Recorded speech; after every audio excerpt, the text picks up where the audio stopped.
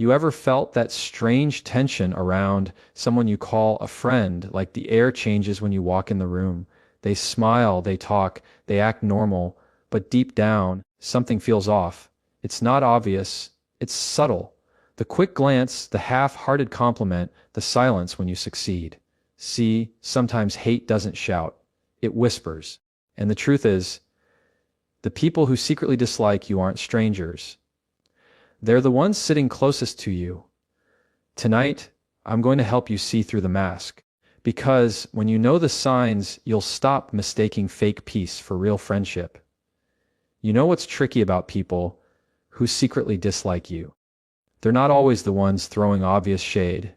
They're often the ones standing beside you, clapping, just not too loud. They'll show up, they'll say the right things, they'll wear that polite smile, but their support feels a little off. It's like they're only there when it's convenient, when it doesn't make them uncomfortable, when your success doesn't remind them of their own insecurities. That's the first sign. Their support feels conditional. They'll be your biggest fan when you're struggling, when you're broken, when you're low. Because when you're low, they feel safe. You're not competition. You're not a mirror reflecting what they're lacking. But the moment you start to heal, to win, to glow, that's when they start to pull away. Their compliments fade. Their texts get shorter. They'll find a way to minimize your progress, to make it seem like it's not that big of a deal. You start to feel it, that invisible distance that grows between you and them every time you rise a little higher. And the truth is, people who secretly hate you don't always mean to. It's not always malicious. Sometimes it's jealousy they don't know how to process. Sometimes it's insecurity that turns into quiet resentment. But it's not your job to shrink so they can stay comfortable.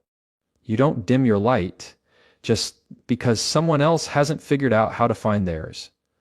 What you'll notice is this subtle shift. They'll only show up when they get to play the hero.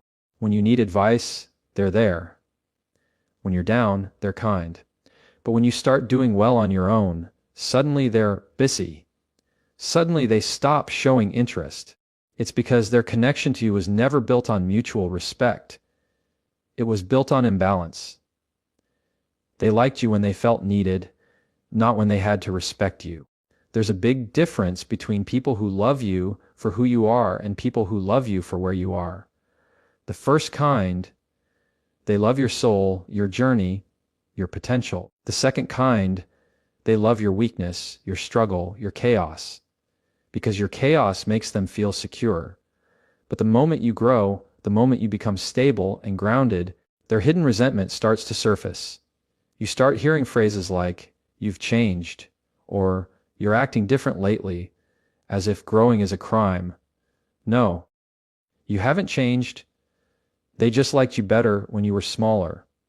That's the painful truth. Some people don't want to see you happy, not because you did something wrong, but because it reminds them that they settled. Your success pokes the part of them that refuses to grow. And instead of facing that discomfort, they'd rather distance themselves or pretend to be supportive while secretly wishing you'd fall back down. And here's the part that hurts the most. Sometimes it's the people you love the most. The ones you've shared your secrets with. The ones you defended when no one else did. You trusted their applause. You believed their cheers. But now you see it, their smile doesn't reach their eyes anymore. Their "I'm proud of you" sounds rehearsed. You can sense the shift in the energy. And deep down, So how do you handle it? You don't confront it with anger. You don't start matching their distance with bitterness. You just stop depending on their validation. You stop performing for people who don't actually want to see you win. Because when you keep seeking genuine support from a conditional heart, you'll always feel like you're not doing enough.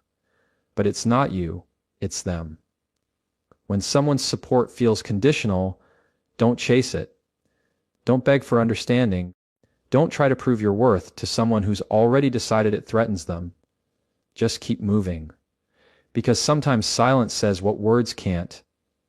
I see you. I understand who you are, and I'm no longer giving you access to the parts of me you only pretend to value. That's how you reclaim your peace. By no longer mistaking proximity for loyalty. One of the hardest signs to catch is when someone starts disrespecting you in disguise, when they wrap their hostility in humor and expect you to laugh it off. You know those jokes that don't really feel like jokes? The ones that sting a little, but they smile right after, so you tell yourself you're being too sensitive. That's not humor. That's a mask. Because people who secretly dislike you rarely show it directly. They're too careful for that. Instead, they'll hide it behind sarcasm, teasing, or playful comments that are anything but harmless. They'll say things like, "Wow, look who's finally on time," or "You're so lucky you got that job," or "You're not really that kind of person, are you?" And it's subtle, but you feel it. It's not what they say, it's the tone, the little smirk, the pause after. It's like they're waiting to see if you'll notice the blade underneath the smile. And when you do, when you get quiet or uncomfortable, they'll laugh and say, "Relax, I was just kidding." But that's the trap. Because the moment you defend yourself, you look uptight. The moment you call it out, you look dramatic. They win either way because they get to disrespect you without ever being held accountable. This is how resentment hides. It doesn't need to yell or fight. It just needs to chip away at you slowly. Every joke is a test. Can they get away with it? Can they push a little further next time? And before you know it, you've started doubting your own feelings. You start wondering if maybe you're overreacting. You start laughing at things that actually hurt. That's not peace. That's self-betrayal. The truth is, people who secretly hate you will often test how far they can go before you notice. Because it's not about humor, it's about control. They want to see if you'll keep accepting the disrespect as long as it's coated in a smile.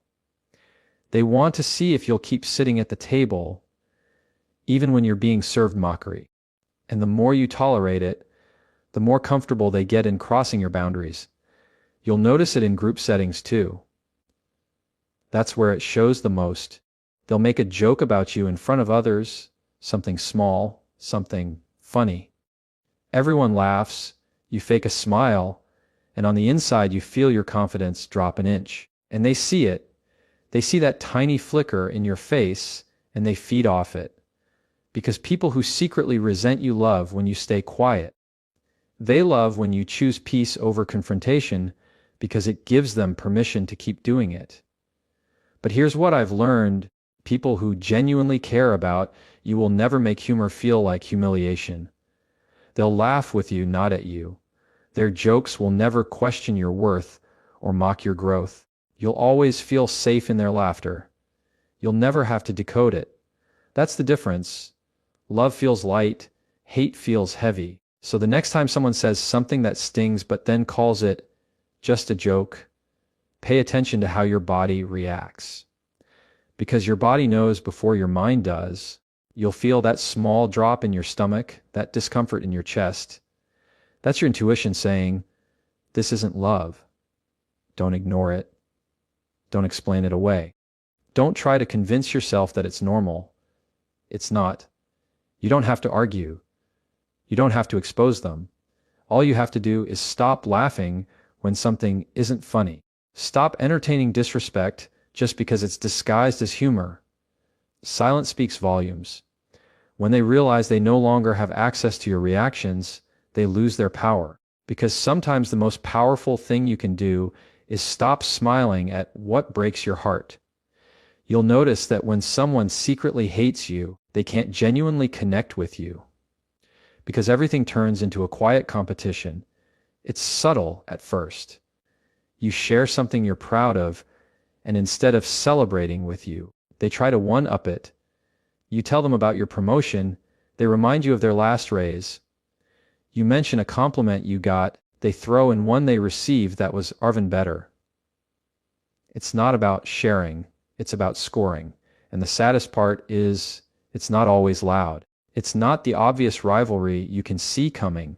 It's the quiet kind, the type that hides behind smiles and phrases like, good for you,